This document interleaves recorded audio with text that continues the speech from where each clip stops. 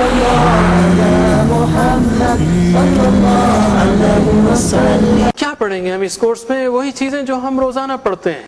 قرآن کو سکھانا شروع کرتے ہیں نماز سے. قرآن کے کل الفاظ 78,000 ہیں.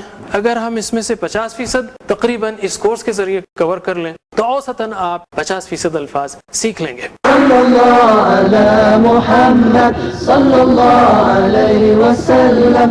صلی اللہ علی محمد صلی اللہ علیہ وسلم. صلی اللہ. لقد يسرنا القرآن للذكر فهل من مدكر. ناظرین السلام علیکم ورحمۃ اللہ وبرکاتہ. الحمدللہ رب العالمین والصلاة والسلام علی اشرف الانبیاء والمرسلین نبینا محمد وعلی آلہ وصحبہ اجمعین. میں آپ کو خوش آمدید کہتا ہوں ہمارے اس شارٹ کورس کے، یعنی نماز اور قرآن کو سمجھنا شروع کیجئے آسان طریقے سے. اس سبق میں ہم سورۃ النصر پڑھیں گے، ساتھ ہی ساتھ گرامر اور کچھ نکات تعلیم. سورۃ النصر کو شروع کرتے ہیں. اللہ تعالیٰ نے فرمایا اعوذ باللہ من الشیطان الرجیم بسم اللہ الرحمن الرحیم اذا جاء نصر اللہ والفتح. اذا یعنی جب، جاء آ جائے.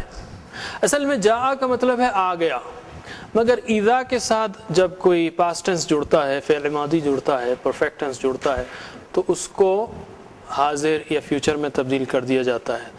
تو اذا جاء جب آ جائے، نصر اللہ اللہ کی مدد، نصرت اردو کا لفظ نصرت ہے، والفتح اور فتح نصیب ہو جائے.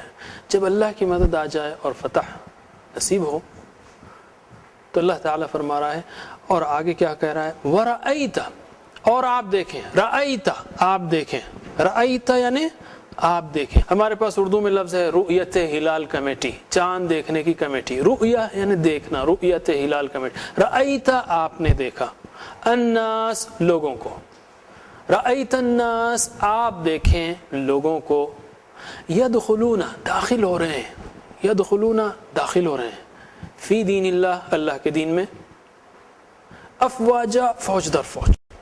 اور آپ دیکھیں لوگوں کو داخل ہو رہے ہیں اللہ کے دین میں فوج در فوج.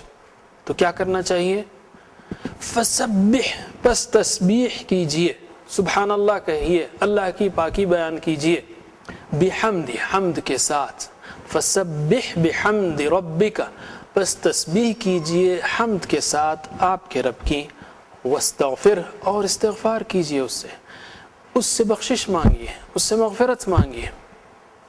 انہو کان توابا بے شک وہ کان ہے توابا بڑا توبہ قبول کرنے والا. کانا کا اصل مطلب ہے تھا.